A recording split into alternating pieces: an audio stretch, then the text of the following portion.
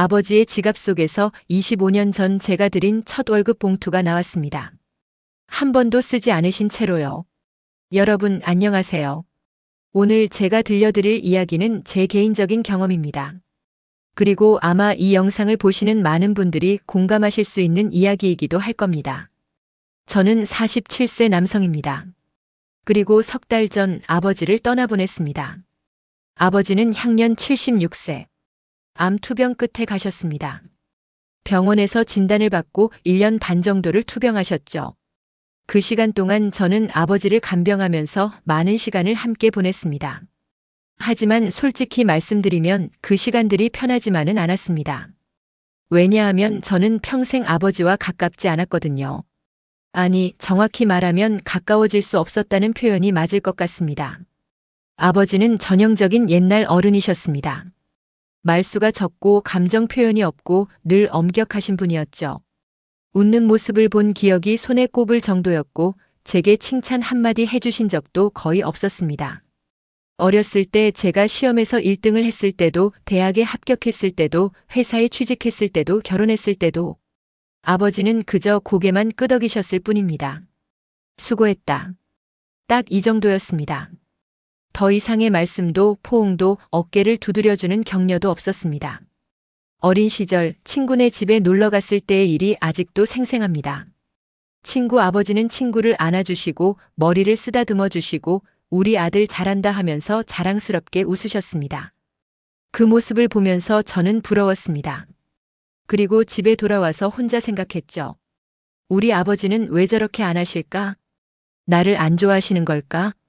사춘기 때는 반항도 많이 했습니다. 일부러 늦게 들어오기도 하고 아버지가 하지 말라는 것들을 일부러 하기도 했죠. 그래도 아버지는 크게 화내지 않으셨습니다. 그저 조용히 저를 바라보실 뿐이었어요. 그 시선이 더 무서웠습니다. 차라리 화를 내주시거나 때리시거나 뭐라도 해주시면 좋겠는데 아버지는 그저 침묵으로 저를 대하셨습니다. 성인이 되고 나서도 마찬가지였습니다. 제가 사회생활을 하면서 힘든 일이 있어도 아버지에게 털어놓을 수 없었습니다. 말해봤자 견뎌라, 남자가 그런 걸로 흔들리면 안 된다 같은 말씀만 하실 게 뻔했으니까요. 그래서 저는 점점 아버지와 멀어졌습니다. 물리적으로는 같은 집에 살았지만 마음으로는 점점 더 멀어졌죠. 결혼하고 분가한 후에는 명절에나 뵙는 사이가 되었습니다. 일주일에 한 번 안부 전화드리는 것도 의무감에 하는 일이었고요. 그렇게 20년이 흘렀습니다. 그리고 1년 반 전 아버지가 암 진단을 받으셨습니다. 처음 소식을 들었을 때 저는 충격을 받았습니다. 당연하겠죠. 아무리 멀어진 사이라고 해도 부모는 부모니까요. 어머니는 많이 우셨습니다. 하지만 아버지는 태어나셨어요. 병원에서 의사 선생님께 설명을 듣는 내내 아버지는 무표정하셨습니다. 알겠습니다. 딱 그 한마디만 하셨습니다. 치료가 시작되었습니다. 항암 치료, 방사선 치료. 그 고통스러운 과정을 아버지는 묵묵히 견디셨습니다. 신음소리 하나 내지 않으셨어요. 저는 일주일에 2~3번 병원에 찾아뵙고 주말에는 어머니를 도와 간병을 했습니다. 그 시간 동안 아버지와 많은 시간을 보냈지만 여전히 대화는 없었습니다. 아버지, 불편한 데 없으세요? 괜찮다. 드시고 싶은 거 있으세요? 없다. 아프시죠? 견딜만하다. 항상 이런 식이었습니다. 더 이상의 대화는 이어지지 않았어요. 병이 깊어지면서 아버지는 점점 말수가 더 적어지셨습니다. 아니, 정확히는 말을 할 힘이 없으셨던 것 같습니다.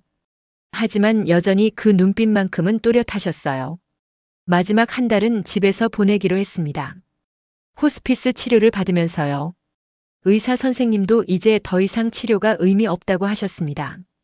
그 한 달 동안 저는 매일 아버지 곁을 지켰습니다. 회사는 휴직을 냈고 형과 함께 교대로 아버지를 돌봤습니다. 침대에 누워 계신 아버지를 보면서 저는 복잡한 감정을 느꼈습니다. 한편으로는 안타까웠습니다. 평생 건강하게 사셨던 아버지가 이렇게 쇠약해지신 모습을 보는 게 힘들었어요. 하지만 다른 한편으로는 솔직히 말하면 여전히 거리감이 느껴졌습니다. 나는 왜 아버지 앞에서 눈물이 안 나올까? 왜 슬프다는 감정이 잘 느껴지지 않을까? 스스로에게 묻기도 했습니다. 그리고 답을 알았죠. 평생 정을 주고받지 못했으니까. 평생 감정을 나누지 못했으니까. 어쩌면 저는 아버지를 사랑하지 않았는지도 모른다는 생각까지 들었습니다. 그리고 그런 제 자신이 괴물 같다고 느껴졌습니다. 아버지가 돌아가시는데 나는 왜 이렇게 담담할까? 아버지는 어느 가을날 새벽 조용히 숨을 거두셨습니다. 어머니가 울부짖으셨고 형이 눈물을 흘렸습니다. 저도 울었습니다. 하지만 제 눈물이 진심에서 나온 건지 아니면 당연히 울어야 하니까 우는 건지 잘 모르겠었습니다. 장례를 치르는 3일 동안 저는 계속 혼란스러웠습니다. 나는 나쁜 자식이구나. 아버지를 제대로 사랑하지 못했구나. 그런 죄책감이 계속 저를 짓눌렀습니다. 장례를 마치고 일주일 후 우리는 아버지 방을 정리하기 시작했습니다. 어머니 혼자서는 힘드실 거라고 생각해서 형과 제가 함께 갔습니다. 아버지 방은 평생 그대로였습니다. 오래된 장롱, 작은 책상, 낡은 옷걸이. 아버지는 물건을 잘 버리지 않으시는 분이었습니다. 옷장을 열었을 때 거기엔 아버지가 평생 입으셨던 옷들이 있었습니다. 회사 다니실 때 입으셨던 양복, 명절 때 입으셨던 한복, 평소에 입으셨던 낡은 점퍼와 스웨터. 하나하나 꺼내면서 그제야 조금씩 슬픔이 밀려왔습니다. 이 옷들을 입으셨던 아버지의 모습이 떠올랐거든요. 양복 주머니를 뒤지는데 뭔가 만져졌습니다. 오래된 지갑이었습니다. 가죽 지갑이었는데 모서리가 다 닳아서 반질반질했습니다. 색도 바래서 원래 무슨 색이었는지 알 수 없을 정도였어요. 이거 아버지가 엄청 오래 쓰신 지갑인데.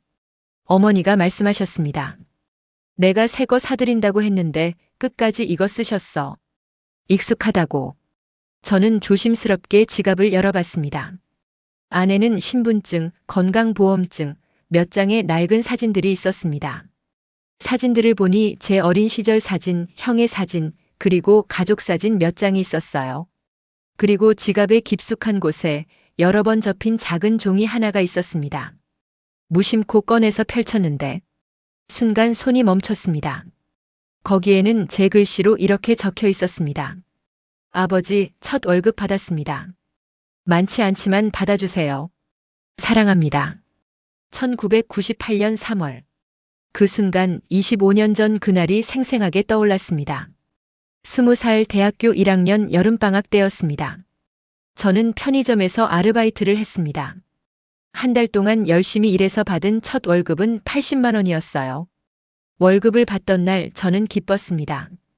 처음으로 제 손으로 번 돈이었으니까요. 그리고 그 돈으로 뭘 할지 고민했습니다. 친구들은 PC방 가자, 옷 사자, 치킨 먹자 했지만 저는 다른 생각을 했습니다. 아버지께 드려야지. 왜 그런 생각을 했는지 지금도 잘 모르겠습니다. 아버지와 가깝지도 않았고 아버지가 특별히 무언가를 해주신 것도 아니었는데 그냥 그래야 할 것 같았어요. 편의점에서 예쁜 봉투를 샀습니다. 그리고 그 안에 현금 30만 원을 넣었습니다.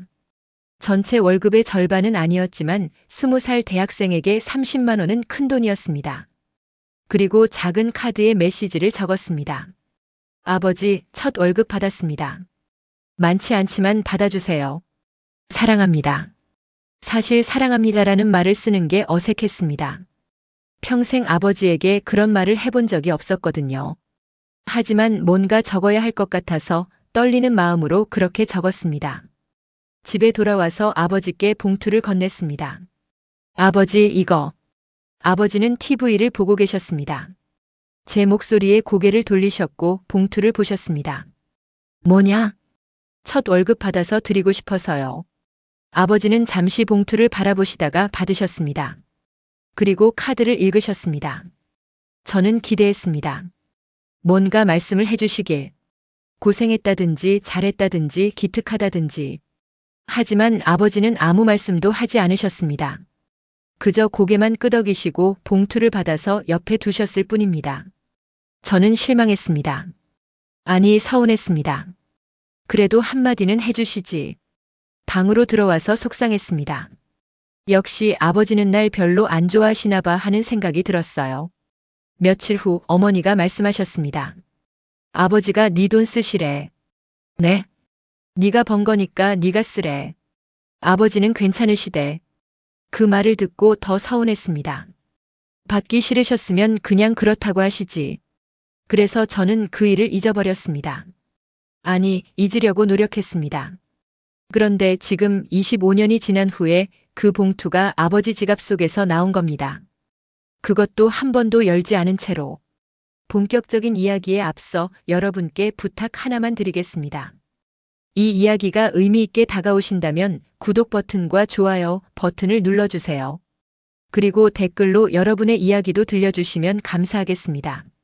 지금부터 제가 그 지갑을 통해 깨달은 것들, 그리고 너무 늦게 알아버린 아버지의 사랑에 대해 이야기하겠습니다. 손이 떨렸습니다. 25년 전 제가 넣었던 그 봉투가 지갑 속에 그대로 있었습니다. 봉투는 여러 번 접혀 있었고 모서리가 조금 해졌지만 분명히 그때 그 봉투였습니다.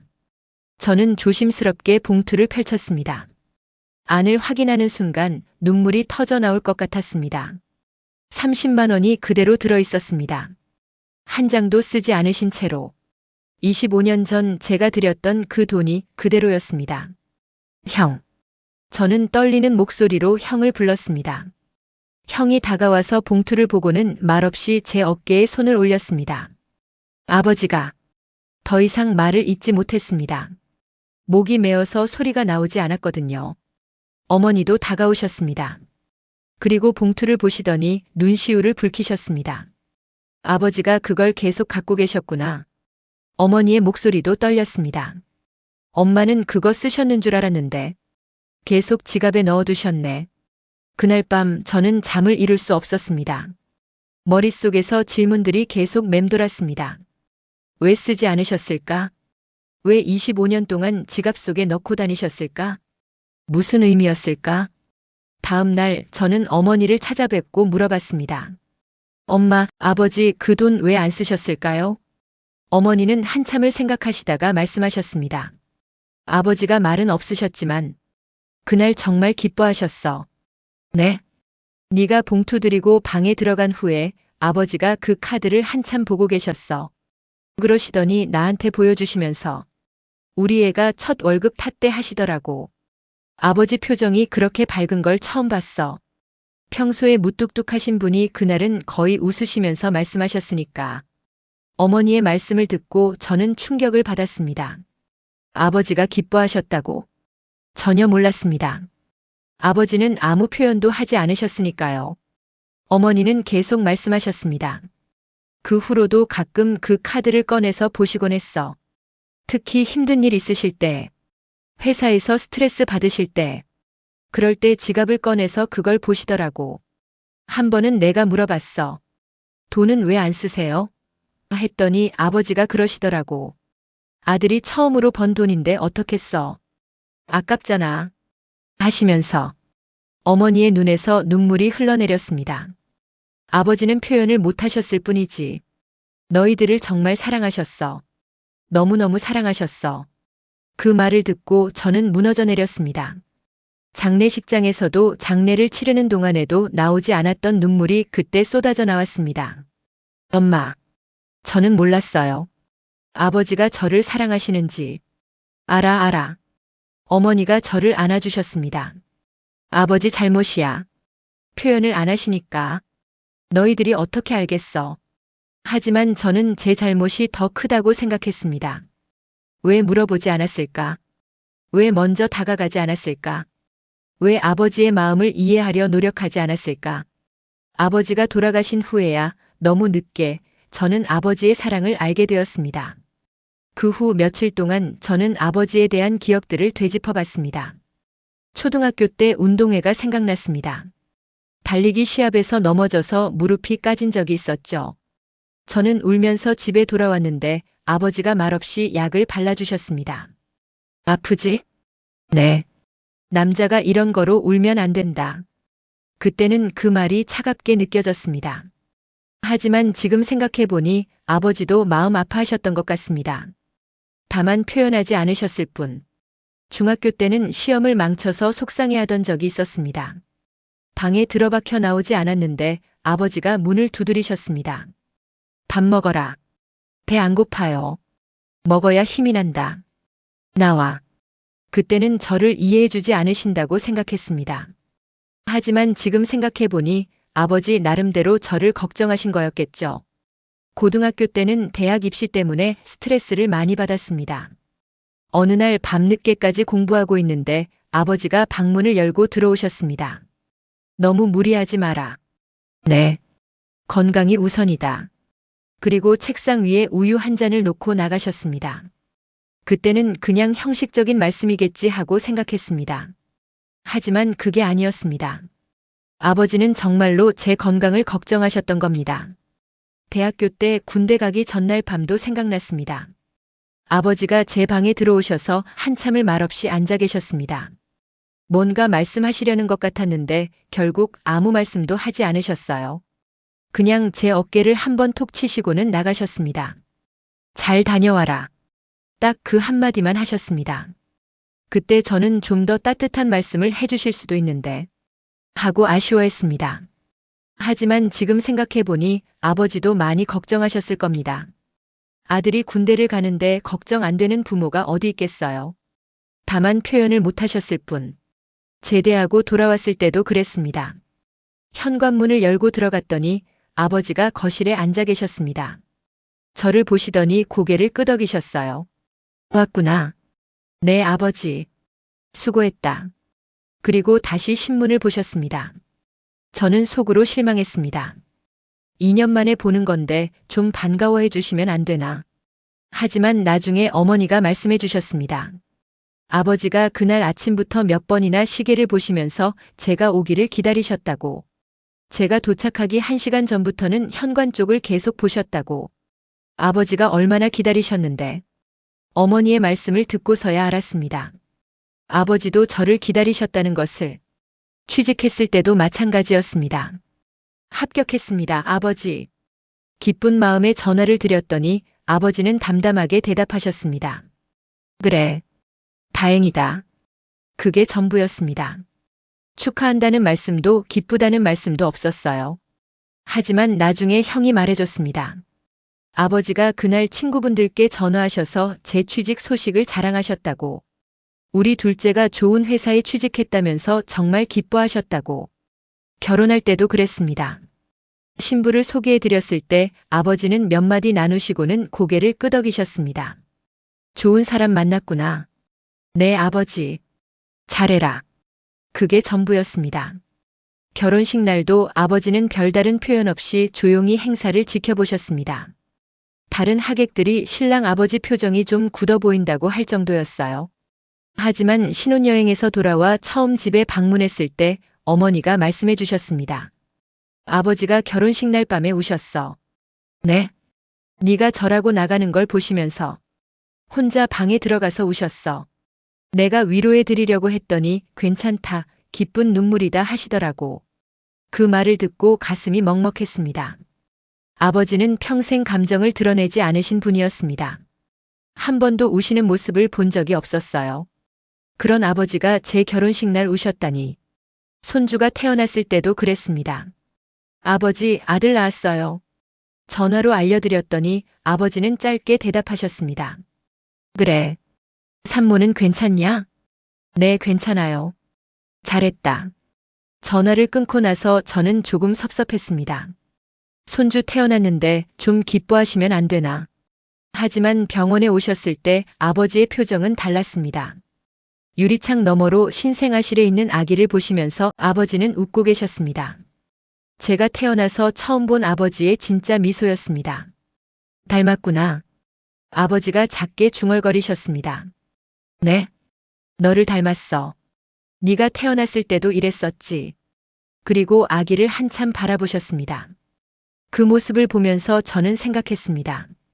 아, 아버지도 이런 표정을 지으실 수 있구나. 하지만 여전히 아버지는 저에게는 무뚝뚝하셨습니다. 손주에게만 유독 다정하셨어요. 아버지는 손주만 좋아하시나 봐. 농담처럼 말했는데 어머니가 진지하게 대답하셨습니다. 아버지는 너도 똑같이 좋아하셔. 다만 표현을 못하실 뿐이야. 평생 그렇게 사셨으니까. 그때는 그 말의 의미를 완전히 이해하지 못했습니다. 하지만 지금은 압니다. 아버지는 사랑하지 않았던 게 아니었습니다. 사랑을 표현하는 방법을 몰랐던 겁니다. 아니, 어쩌면 그 세대의 남자들은 그렇게 배웠던 건지도 모릅니다.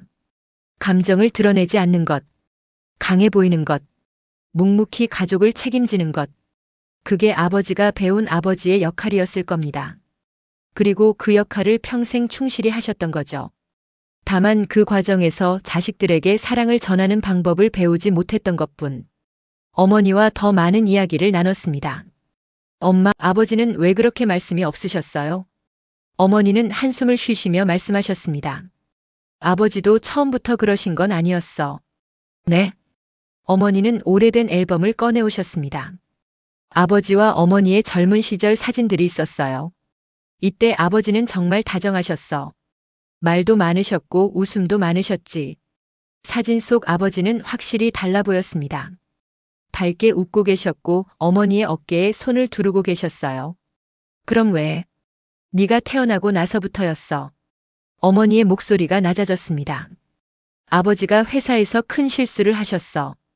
프로젝트를 망쳤다고 회사를 그만두게 될 뻔했지. 그때 아버지가 정말 힘들어 하셨어. 갓 태어난 아기가 있는데 실직할 뻔했으니까. 다행히 계속 다닐 수 있었지만 그 일로 아버지가 많이 변하셨어. 어머니는 계속 말씀하셨습니다. 그때부터였어. 아버지가 가장은 강해야 한다. 가족 앞에서 약한 모습 보이면 안 된다고 생각하신 게. 그래서 감정을 숨기기 시작하셨어. 처음에는 나한테도 힘든 내색을 하셨는데 점점 안 하시더라고. 혼자 다 감당하려고 하셨어. 어머니의 눈에 눈물이 고였습니다. 내가 힘들면 말해요 했더니 아버지가 그러시더라고. 내가 흔들리면 이 집이 흔들린다. 나는 흔들리면 안 된다고. 그 말을 듣고 저는 가슴이 먹먹해졌습니다. 아버지는 평생 그렇게 사셨던 겁니다. 혼자 모든 짐을 지고 흔들리지 않으려고 애쓰면서. 그래서 너희들한테도 강하게 대하신 거야. 세상은 힘들고 넘어지면 안 되니까. 너희들도 강하게 키우고 싶으셨던 거지. 하지만 저희는 알아. 너희들 입장에서는 차갑게 느껴졌을 거야. 하지만 아버지 나름대로는 최선이었어. 어머니는 다른 이야기도 들려주셨습니다. 제가 중학교 때 따돌림을 당한 적이 있었습니다. 그때 저는 부모님께 말씀드리지 않았어요. 혼자 견뎠죠. 하지만 아버지는 알고 계셨다고 합니다. 담임 선생님이 전화하셨어. 네가 학교에서 힘들어한다고. 그날 밤 아버지가 잠을 못 주무셨어. 그랬어요? 응. 밤새 뒤척이시더니 다음날 아침 일찍 학교에 가셨어. 교장 선생님, 담임 선생님 다 만나셨지? 몰랐어요. 아버지가 말하지 말래서. 네가 창피해할까 봐. 대신 학교에서 알아서 조치하게 하셨어. 그 후로 좀 나아졌잖아. 그게 아버지 덕분이었어. 그 사실을 전혀 몰랐습니다. 저는 제가 혼자 견뎌낸 줄 알았는데 아버지가 뒤에서 해결해 주셨던 거였습니다. 고등학교 때도 그랬다고 합니다. 제가 대학 입시에 떨어져서 재수를 하게 됐을 때 저는 학원비가 부담됐습니다. 그래서 국립대나 가야지 하고 생각했었어요. 하지만 아버지는 제게 이렇게 말씀하셨습니다. 네가 가고 싶은데 가라. 돈 걱정은 하지 마라. 그때는 그냥 하시는 말씀이겠지 했는데 그게 아니었답니다. 아버지가 그때 부업을 하셨어. 네? 주말마다 나가서 일하셨어. 네 학원비 벌려고. 월급만으로는 부족하니까. 하지만 너한테는 말하지 말래. 네가 부담 가질까 봐. 저는 그 사실을 전혀 몰랐습니다. 주말에 아버지가 안 계시면 친구분들 만나시나 보다 했었는데 재수 끝나고 대학 합격했을 때 아버지가 얼마나 기뻐하셨는지 몰라. 그날 저녁에 혼자 소주 한 병을 드셨어. 기분 좋아서. 제가 대학에 다닐 때도 아버지는 많이 도와주셨다고 합니다. 등록금은 당연히 다 내셨고 생활비도 매달 보내주셨잖아. 그건 알아요. 그것뿐이 아니야. 네가 영어 공부한다고 했을 때 학원비 낸 것도 아버지고 노트북 사준 것도 아버지야. 아버지가 애가 하고 싶다는 건 다 해주고 싶다고 하셨어. 당신은 그런 기회를 못 가졌으니까 너희들은 마음껏 하라고. 아버지는 대학을 못 가셨습니다. 집안 형편이 어려워서 고등학교 졸업 후 바로 취직하셨죠. 평생 그게 한이셨다고 어머니가 말씀하셨습니다. 그래서 너희들만큼은 꼭 대학 보내고 싶어 하셨어. 공부하고 싶은 거 다 하게 해주고 싶어 하셨지. 군대 갔을 때도 아버지는 저를 많이 걱정하셨다고 합니다. 매일 편지 쓸 생각하셨어. 하지만 뭘 써야 할지 모르겠다고.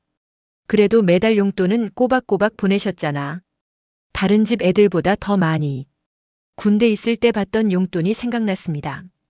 아버지가 보내주신 그 돈으로 저는 PX에서 과자도 사고 커피도 마시고 친구들 사귀는데 썼었죠. 그때는 당연하다고 생각했는데 그게 당연한 게 아니었습니다. 제대할 때도 아버지가 마중 나가실 생각하셨어. 하지만 네가 부담스러워할까봐 안 가셨지. 대신 집에서 기다리신 거야. 제대하던 날 버스에서 내려서 집까지 걸어갔었는데 아버지가 마중 나오실 생각을 하셨다니. 아버지가 애가 어른이 됐는데 부모가 마중 나가는 건 좀 하시면서 그래도 현관에서 계속 기다리셨어. 취직 준비할 때도 그랬습니다. 아버지가 당신 인맥 다 동원해서 자리 알아보셨어. 그래요? 응. 하지만 네가 원하는 회사에 가야 한다고 생각하셔서 말씀 안 하신 거야. 대신 면접 준비 같은 거는 많이 도와주려고 하셨어. 저한테는 아무 말씀 안 하셨는데 직접 말하면 부담 가질까봐. 대신 나한테 면접 때 뭐 입고 가냐, 교통편은 괜찮냐 계속 물으셨어. 결혼 준비할 때는 더 그랬다고 합니다. 아버지가 결혼 비용 걱정 많이 하셨어. 부족한 게 없게 해주고 싶다고. 집도 마련해 주시고. 그것뿐이 아니야. 혼수며 예물이며 아버지가 다 챙기셨어. 평생 모은 돈 거의 다 쓰신 거야. 그렇게까지. 너희 형제 둘 결혼시키고 나니 아버지한테 남은 돈이 별로 없었어. 하지만 아버지는 괜찮다고 하셨어. 자식들 잘 되는 게 최고의 재산이라고. 어머니의 이야기를 들으면서 저는 계속 눈물을 흘렸습니다. 저는 아버지가 저를 사랑하지 않는다고 생각했습니다. 표현이 없으니까, 말씀이 없으니까. 하지만 아버지는 평생 저를 위해 살아오셨던 겁니다. 말로는 표현하지 않으셨지만 행동으로 보여주셨습니다. 돈을 벌고 집안을 지키고 자식들이 원하는 걸 할 수 있게 뒷받침해 주시고. 그게 아버지가 사랑을 표현하는 방식이었던 겁니다. 엄마. 저는 왜 몰랐을까요? 너뿐만이 아니야. 형도 그랬어. 아버지한테 서운해했지. 하지만 이제라도 알게 된 게 어디야.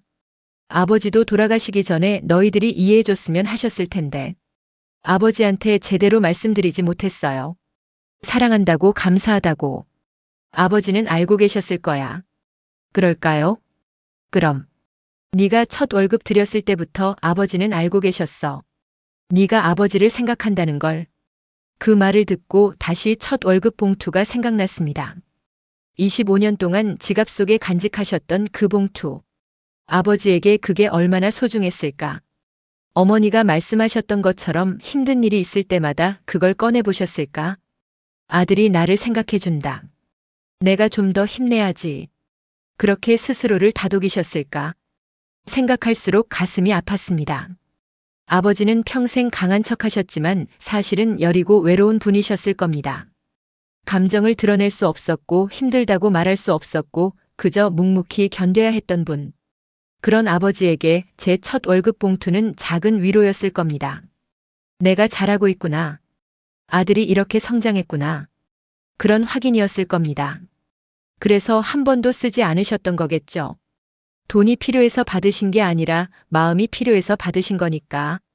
어머니는 마지막으로 이렇게 말씀하셨습니다. 아버지가 돌아가시기 며칠 전에 나한테 이런 말씀을 하셨어. 나는 좋은 아버지였을까 하시더라고. 내가 당연하죠. 세상에서 제일 좋은 아버지예요. 했더니 아버지가 고개를 저으시면서 아이들한테 따뜻하지 못했다. 사랑한다는 말도 제대로 못했다 하시더라고. 어머니의 목소리가 떨렸습니다. 그래서 내가 아이들이 다 알아요. 아버지 사랑했더니 아버지가 알까? 하시면서 눈물을 흘리셨어. 아버지도 후회하셨어. 좀 더 표현할 걸, 좀 더 안아줄 걸, 좀 더 이야기를 나눌 걸. 그렇게 후회하시면서 가셨어. 그 말을 듣고 저는 더 이상 참을 수 없었습니다. 아버지. 목이 메어서 말이 나오지 않았습니다. 아버지도 후회하셨다니. 아버지도 표현하고 싶으셨다니. 그렇다면 왜 진작 말씀하지 않으셨을까? 왜 마지막까지 그렇게 무뚝뚝하게 계셨을까? 하지만 이제는 압니다. 아버지도 어쩔 수 없었던 겁니다. 평생 그렇게 살아오셨으니 바꿀 수가 없었던 거죠. 그리고 어쩌면 창피하셨을지도 모릅니다. 이제 와서 갑자기 다정해지는 게 아버지가 돌아가신 후 저는 많은 것을 후회했습니다. 왜 진작 물어보지 않았을까? 아버지, 저 사랑하세요? 라고. 왜 먼저 말하지 않았을까? 아버지, 사랑해요. 라고. 왜 안아드리지 않았을까? 한 번이라도. 병원에서 간병할 때 기회는 많았습니다. 아버지 손을 잡을 수도 있었고, 안아드릴 수도 있었고, 사랑한다고 말씀드릴 수도 있었어요. 하지만 저는 하지 못했습니다. 어색해서 부끄러워서 갑자기 왜 그래 하실까봐. 그리고 아직 시간이 있겠지 하는 안일한 생각 때문에. 하지만 시간은 없었습니다. 아버지는 생각보다 빨리 가셨습니다. 마지막 날 아버지는 의식이 거의 없으셨습니다. 산소호흡기를 하고 계셨고 말씀도 하실 수 없었어요. 저는 아버지 곁에 앉아서 작은 목소리로 말씀드렸습니다. 아버지, 저예요. 아버지는 눈을 뜨지 못하셨습니다. 하지만 손가락이 약간 움직였습니다. 아버지, 제가 하고 싶은 말이 있어요. 목이 메었습니다. 하지만 참고 계속 말했습니다. 아버지 사랑해요. 정말 사랑해요. 평생 한 번도 하지 않았던 말이었습니다. 제가 아버지한테 잘 못했어요. 서운해하기만 하고 이해하려고 안 했어요. 죄송해요. 눈물이 계속 흘렀습니다. 아버지는 정말 좋은 아버지셨어요. 저를 많이 사랑해 주셨죠. 제가 몰랐을 뿐이에요. 아버지의 손을 잡았습니다. 차갑고 말랐습니다. 고생 많으셨어요. 평생 저희 때문에. 감사합니다. 정말. 감사합니다. 그때 아버지의 눈에서 눈물 한 방울이 흘러내렸습니다. 들으셨던 걸까요? 제 말을. 저는 아버지 손을 꽉 잡았습니다. 그리고 그 손에 얼굴을 묻었습니다. 사랑해요, 아버지. 그날 밤 아버지는 조용히 숨을 거두셨습니다. 제 말을 듣고 편안하게 가신 건지 아니면 그냥 우연인지 모르겠습니다. 하지만 저는 믿고 싶습니다. 아버지가 제 말을 들으셨고 그래서 마음 편히 가셨다고. 장례를 치르는 동안 많은 분들이 오셨습니다. 아버지의 친구분들, 회사 동료분들, 친척들. 그분들이 아버지에 대해 말씀해 주셨습니다. 이 양반 참 좋은 사람이었어. 조용했지만 믿음직했지. 회사에서도 인정받는 사람이었어. 일도 잘했고 후배들도 잘 챙겼고. 형님은 진짜 가족을 사랑하는 사람이었어. 맨날 자식 자랑하셨어. 자식 자랑을 하셨다고. 저는 놀랐습니다. 아버지가요? 그럼. 술자리에서 맨날 우리 아들이 어쩌고 하셨어. 자랑스러워 하셨지. 특히 네가 회사 다니면서 잘한다고 들었다고 얼마나 좋아하시던지. 제가 전혀 모르는 아버지의 모습이었습니다. 다른 분도 말씀하셨습니다. 아버지가 손주 이야기할 때 표정이 얼마나 밝으셨는지 아니? 정말 행복해 하셨어. 마지막까지도 가족 걱정하셨어. 내가 병문안 갔을 때 애들한테 부담 주는 것 같아서 미안하다고 하시더라고. 아버지는 마지막까지도 저희를 걱정하셨던 겁니다. 당신이 아프신데도 저희가 힘들까봐 걱정하셨던 거죠. 장례식이 끝나고 며칠 후 형과 함께 술을 마셨습니다. 형, 우리 아버지한테 못해드린 거 많지? 형도 눈이 빨갰습니다. 그래, 나도 후회돼. 형은 아버지한테 사랑한다고 말해본 적 있어? 없어. 너는? 나도. 마지막에 딱 한 번. 우리는 한참을 말없이 술만 마셨습니다. 아버지가 우리 사랑하신 거 알았어? 어머니한테 들었어. 나도. 그런데 왜 진작 몰랐을까? 우리가 바보였나 봐. 아니면 아버지가 표현을 너무 안 하셔서. 그것도 맞지만 우리도 이해하려고 안 했잖아. 형 말이 맞았습니다. 우리는 아버지를 이해하려고 노력하지 않았습니다. 그냥 우리 기준으로 판단했죠. 말을 안 하시니까 사랑 안 하시는 거다. 안아주지 않으시니까 관심 없으신 거다. 하지만 그게 아니었습니다. 아버지는 아버지 나름의 방식으로 사랑하고 계셨던 겁니다. 다만 우리가 알아채지 못했을 뿐. 다음 생에는 좀 더 잘해드려야겠다. 형이 말했습니다. 다음 생에는 아버지가 표현 잘하는 사람으로 태어나셨으면 좋겠다. 아니면 우리가 더 눈치 빠른 자식으로 태어나든지. 우리는 씁쓸하게 웃었습니다. 그 후로도 한동안 저는 아버지 생각을 많이 했습니다. 출근길에, 퇴근길에, 혼자 있을 때, 가족과 함께 있을 때 항상 아버지가 떠올랐습니다. 아버지라면 이럴 때 뭐라고 하셨을까? 아버지도 이런 마음이셨을까? 그리고 제 아들을 볼 때마다 생각했습니다. 나는 아버지처럼 살지 말아야지. 내 아들에게는 사랑한다고 자주 말해줘야지. 안아주고 칭찬해주고 표현을 많이 해야지. 그래서 요즘은 의식적으로 노력합니다. 아들에게 사랑해라고 자주 말해주고 안아주고 칭찬해주려고 노력해요. 처음에는 어색했습니다. 제가 아버지한테 그런 걸 못 받아봐서 어떻게 해야 할지 잘 몰랐거든요. 하지만 계속 하다 보니 익숙해졌습니다. 그리고 아들의 얼굴을 보면 알 수 있었습니다. 얼마나 좋아하는지. 아빠, 나 사랑해? 당연하지. 아빠가 세상에서 제일 사랑하는 게 너야. 나도 아빠 사랑해. 그렇게 안기는 아들을 안으면서 저는 생각합니다. 아버지, 이게 하고 싶으셨죠? 저한테도 이렇게 하고 싶으셨죠? 하지만 못하셨죠? 어색하고 부끄럽고 어떻게 해야 할지 몰라서. 이제는 이해합니다. 아버지의 그 침묵이, 그 무뚝뚝함이 사실은 서툰 사랑이었다는 걸. 하지만 이해하기엔 너무 늦었습니다. 아버지는 이미 떠나셨으니까요. 아버지가 돌아가신 지 6개월이 지났습니다. 그동안 많은 것이 변했습니다. 어머니는 많이 쇠약해지셨습니다. 평생 함께 하신 분이 가셨으니 당연한 일이겠죠. 엄마 많이 외로우시죠? 응. 근데 괜찮아. 아버지 고생 끝났으니까. 어머니는 항상 그렇게 말씀하시지만 눈빛은 슬퍼 보이십니다. 형과 저는 더 자주 어머니를 찾아뵙습니다. 일주일에 한 번씩은 꼭 들러서 식사도 함께 하고 이야기도 나누고 그러면서 어머니한테 아버지 이야기를 많이 여쭤봅니다. 엄마 아버지 젊었을 때 어떠셨어? 아버지가 제일 좋아하신 음식이 뭐였어? 아버지 취미가 뭐였어? 어머니는 그럴 때마다 옛날 이야기를 들려주십니다. 아버지가 어떤 사람이었는지, 무엇을 좋아하셨는지, 어떤 꿈을 가지고 계셨는지 듣다 보면 가슴이 아픕니다. 이런 것들을 왜 진작 물어보지 않았을까? 아버지가 살아계실 때 여쭤봤어야 했는데. 하지만 후회해봐야 소용없습니다. 시간은 되돌릴 수 없으니까요. 최근에는 아버지의 유품을 정리하면서 또 다른 것들을 발견했습니다. 아버지의 일기장이 나왔습니다. 정확히는 일기장이라기보다 메모장에 가까웠어요.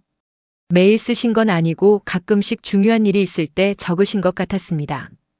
어머니께 여쭤봤더니 보라고 하셨습니다. 조심스럽게 펼쳤습니다. 아버지의 글씨가 있었습니다. 또박또박한 글씨로 1998년 3월 15일 둘째가 첫 월급을 받아서 나한테 줬다. 많이 기쁘다. 애가 이렇게 컸구나. 열심히 일해서 번 돈인데 내가 받아도 되나 싶지만 애 마음이 고마워서 받았다. 이 돈은 쓰지 않고 간직해야겠다. 그 날짜, 제가 첫 월급 드린 날이었습니다. 눈물이 또 났습니다. 아버지는 그렇게 기뻐하고 계셨던 겁니다. 그런데 저한테는 아무 표현도 하지 않으셨죠. 다른 날짜의 기록도 있었습니다. 2005년 11월 3일. 둘째가 결혼했다. 좋은 사람 만나서 다행이다. 이제 내 걱정은 덜었다. 행복하게 살았으면 좋겠다. 2007년 4월 12일. 손자가 태어났다. 둘째를 닮았다. 예쁘다. 건강하게 자랐으면 좋겠다. 2015년 8월 20일. 오늘 둘째가 전화했다. 회사에서 승진했다고. 자랑스럽다. 말로는 표현 못했지만 정말 자랑스러운 아들이다. 하나하나 읽으면서 울었습니다. 아버지는 저를 자랑스러워하고 계셨습니다. 사랑하고 계셨습니다. 다만 표현을 못하셨을 뿐이었습니다. 마지막 페이지에는 이렇게 적혀 있었습니다. 2024년 10월 5일. 이제 얼마 남지 않은 것 같다. 아프지만 괜찮다. 다만 아이들에게 제대로 사랑한다고 말하지 못한 게 후회된다. 좋은 아버지가 되고 싶었는데 잘 못한 것 같다. 미안하다. 그리고 사랑한다. 그게 아버지의 마지막 기록이었습니다. 마지막까지도 저희를 생각하셨던 겁니다. 그리고 미안해하시고 사랑하신다고. 아버지. 일기장을 가슴에 안았습니다. 이제 알았어요. 아버지가 저를 얼마나 사랑하셨는지. 너무 늦게 알아서 죄송해요. 어머니가 옆에서 등을 쓰다듬어 주셨습니다. 괜찮아. 아버지도 알고 계실 거야. 정말요? 그럼. 아버지가 마지막에 네 말 들으셨잖아. 사랑한다고. 하지만 한 번밖에 못 말씀드렸어요. 한 번이면 충분해. 아버지한테는 그게 큰 위로가 됐을 거야. 그 말에 조금 위안이 되었습니다. 하지만 여전히 후회는 남습니다. 진작 알았더라면, 진작 표현했더라면, 이제 저는 다른 사람들에게 이 이야기를 해주고 싶습니다. 부모님이 살아계신 분들께 지금 표현하세요. 지금 말하세요. 사랑합니다. 감사합니다. 아버지, 어머니 힘들게 키워주셔서 고맙습니다. 어색해도 괜찮습니다. 부끄러워도 괜찮습니다. 안 하는 것보다 훨씬 낫습니다. 그리고 부모님의 침묵을 오해하지 마세요. 표현을 안 하신다고 해서 사랑하지 않으시는 게 아닙니다. 특히 우리 아버지 세대, 그 위 세대분들은 표현에 서툴러요. 감정을 드러내는 걸 배우지 못하셨고 강해야 한다고 배우셨으니까요. 하지만 그분들도 사랑하고 계십니다. 행동으로 보여주고 계십니다. 묵묵히 일하시고 가족을 책임지시고 뒷바라지해 주시고 그게 바로 사랑의 표현입니다. 그러니 조금만 더 이해해 주세요. 그리고 먼저 다가가 주세요. 부모님 손을 잡아보세요. 안아드려 보세요. 사랑한다고 말씀드려 보세요. 처음에는 어색할 겁니다. 부모님도 당황하실 거예요. 하지만 분명히 기뻐하실 겁니다. 속으로는요. 제가 아버지 일기장에서 본 것처럼 저는 이제 후회 없이 살려고 합니다. 어머니한테 자주 연락드리고 자주 찾아뵙고 사랑한다고 자주 말씀드리고 제 아들에게도 그렇게 하고 있습니다. 그리고 아버지를 닮지 않으려고 표현을 많이 하려고 노력합니다. 사랑해. 고마워. 아빠가 정말 자랑스러워. 이런 말들을 자주 합니다. 아들이 좋아하는 게 눈에 보입니다. 그럴 때마다 생각합니다. 아버지도 이런 걸 원하셨겠지. 하지만 못하셨겠지. 그리고 제 아들에게 말해줍니다. 할아버지가 아빠를 정말 많이 사랑하셨어. 정말요? 응. 할아버지는 표현을 잘 못하셨지만 정말 많이 사랑하셨어. 할아버지 보고 싶어요. 아빠도 보고 싶어. 하늘나라에서 우리 지켜보고 계실 거야. 가끔 아버지 무덤에 갑니다. 그리고 이야기합니다. 아버지, 저예요. 잘 지내고 있어요. 제가 이제는 알아요. 아버지가 저를 얼마나 사랑하셨는지. 그 지갑 속 봉투. 정말 감동이었어요. 아버지의 사랑을 너무 늦게 알아서 죄송해요. 이제라도 알게 돼서. 감사합니다. 사랑합니다, 아버지. 바람이 불어옵니다. 마치 아버지가 대답하시는 것 같습니다. 나도 사랑한다, 아들아. 이제 알았으면 됐다. 행복하게 살아라. 그런 말씀을 하시는 것 같습니다. 저는 이 이야기를 많은 사람들과 나누고 싶습니다. 특히 저처럼 부모님과 거리가 있다고 느끼는 분들께 표현이 없다고 해서 사랑이 없는 건 아닙니다. 침묵 속에도 사랑은 있습니다. 다만 우리가 알아채지 못할 뿐입니다. 그러니 조금만 더 관심을 가져주세요. 조금만 더 이해하려고 노력해주세요. 그리고 늦지 않게 표현해주세요. 사랑한다고, 감사하다고, 미안하다고. 저처럼 후회하지 마세요. 부모님이 떠나신 후에야 깨닫지 마세요. 지금 이 순간이 가장 빠른 때입니다. 오늘 당장 부모님께 전화하세요. 엄마, 아빠 사랑해요. 단 한마디면 됩니다. 그 한마디가 부모님께는 세상에서 가장 큰 위로가 될 겁니다. 그리고 여러분도 후회하지 않을 겁니다. 아버지의 지갑 속에서 발견한 첫 월급 봉투. 그것은 제게 큰 깨달음을 주었습니다. 사랑은 말로만 하는 게 아니라는 것. 때로는 침묵 속에, 행동 속에, 작은 물건 속에도 담겨 있다는 것. 그리고 그것을 알아차리는 건 우리의 몫이라는 것. 너무 늦지 않게 알아차리시길 바랍니다. 그리고 표현하시길 바랍니다. 사랑하는 사람에게. 여기까지 긴 이야기 들어주셔서 감사합니다. 이 영상이 여러분께 작은 울림이라도 되었으면 좋겠습니다. 그리고 오늘 부모님께 전화 한 통 해보시는 건 어떨까요? 구독과 좋아요, 알림 설정 부탁드립니다. 여러분의 이야기도 댓글로 들려주세요. 감사합니다. 그리고 아버지 사랑합니다.